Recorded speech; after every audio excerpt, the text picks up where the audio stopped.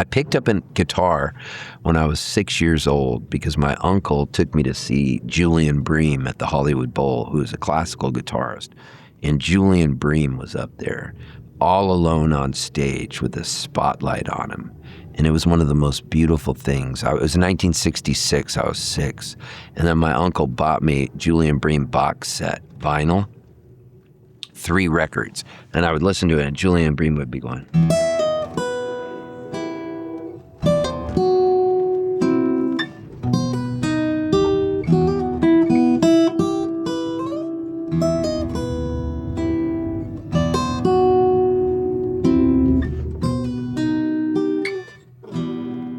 And it would just be these beautiful little etudes and songs.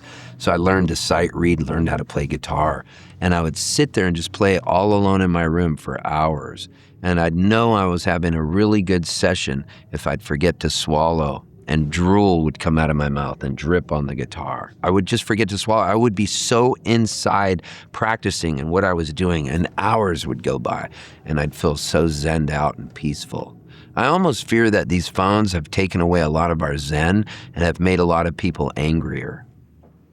When I was a little kid, oh my gosh, I was always glued to the radio. I loved it, and I would know any song that came on the radio because that's the only way we could hear our music. You couldn't just dial something up and put it on shuffle. We didn't have it back then. It was like 1967, and I was 7 years old, and there was all kinds of stuff happening on the radio. And I would just listen to these songs, and these songs would blow my mind. And then in the 70s, Loudon Wainwright III came out with Dead Skunk in the Middle of the Road. Are you kidding me? Dead Skunk in the Middle of the Road? And finally, I went to Radio Shack, which would sell all these little parts for radios and stuff. And I got one of those handheld tape recorders that had a cassette, and I would stick it by the radio and wait for a song to come on that I liked, and then hit record and play at the same time. And that's how I would have to learn songs then. I'd go back to this thing because I couldn't afford to go out and buy them. A record cost like $8 or something, and that was more than my allowance. And I'd save up an allowance, and I'd have to figure out what record do I want to get. And if you got a record, you read every liner note in that record, every little thing. And you listened to that record over and over until the vinyl was scratched and worn in. And you knew what song came on after another song. If you were listening to a Steve Miller record, Fly Like an Eagle, you'd know what was coming on. You know, you'd know what the next song was, Wild Mountain Honey. You knew it was coming on after another song. And because you had to, that's all you had to listen to. And that would force you to really fall in love with an album where at first you might just hear the song once and think, meh. And then the more you listen to it, you'd get inside the song the way the artist was inside the song when the song was written by the artist. And I fear that a lot of songs are just left by the wayside because people have shorter attention spans today due to the black mirrors we hold up to our face, and the algorithms of black mirrors feed us of whatever they think we're into. And it's so fast, and we're looking for that next dopamine hit. You got to remember sometimes, put down the phone, put on a vinyl record, and just chill out and light a candle. Well, what's cool about festivals is this. You get a lot of people coming in. So you have all these punters coming in from all these different areas. And these are people that may just come to the folky, and that's it. They have jobs. They've got a life to live. They might live out in the country. They might live somewhere else, and they're not planning on going to see artists every night. However, they come in and they stumble upon a tent. They hear a sound, they're drawn by the energy, because at festivals, there's always this energy. And when it starts, everybody's in there, hi, and they're happy. And they stumble onto a tent where maybe I'm playing, and they go, wow, I really like that. And they hear me maybe say, hey, I'm going to be playing in Melbourne next week in Brunswick or something. And then they show up. They go, we have to go see him. We have to go see him because he's going to be leaving. And these are people that would have never heard of me or never seen me. So Port Fairy Folk Festival is sort of like a drug dealer. They're like, the first one's free, even though it's not free because they paid to get in, but any show they want is free once you're in. You get to go see whatever show you want. So you may walk into this show on pure accident, and you don't even know, but you're following the energy. because energy is strong. If you think about when a full moon happens and how it affects the tides, there's stuff going on we don't know about. I don't want to get too woo-woo about it, but there's something going on we don't know about. And people are drawn to energy and they feel it. Maybe they hear the laughter. They walk in and they go, wow, this is a warm, welcoming space. So I'm going to come in here. And the next thing you know, they're at the merch area buying some merch. And they go, when are you playing next? I go, I'm going to be in Ararat. And they go, Ararat? I live near Ararat. Nobody comes to Ararat. And I go, well, I do. And then they show up. And next thing you know, they're at my show and I have new friends.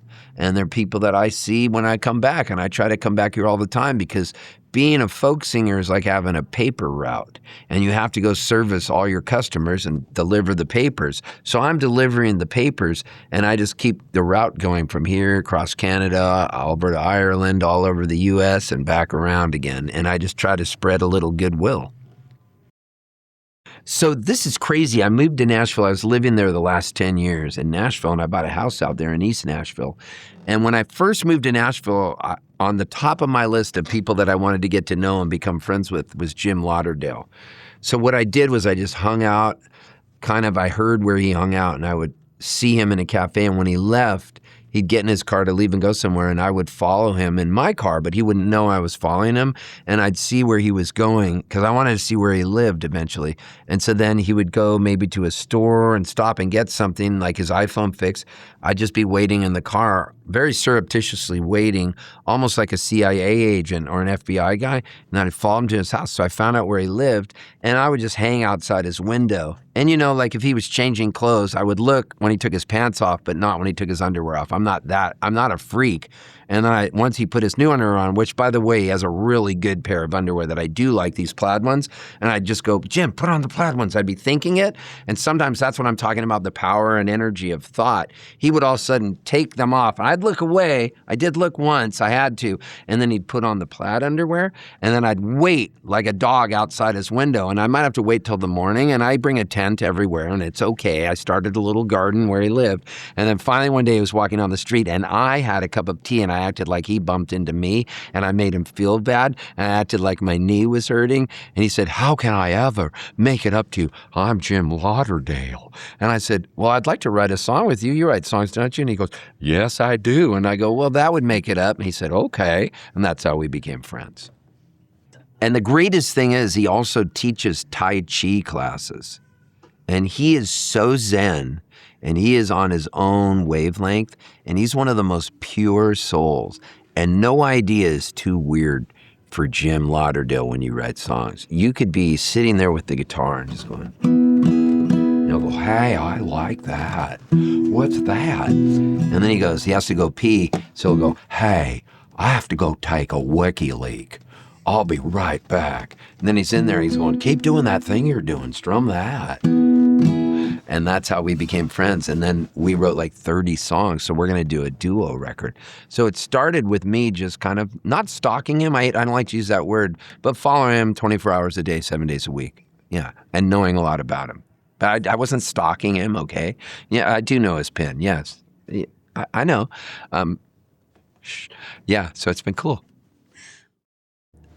I'm going to do a song that I wrote with Jim Lauderdale. And it's on my newest record. My newest record is called Joyride. And this is a song we wrote, and it's called Fixin' Up. And I'm so excited about this because I love this song.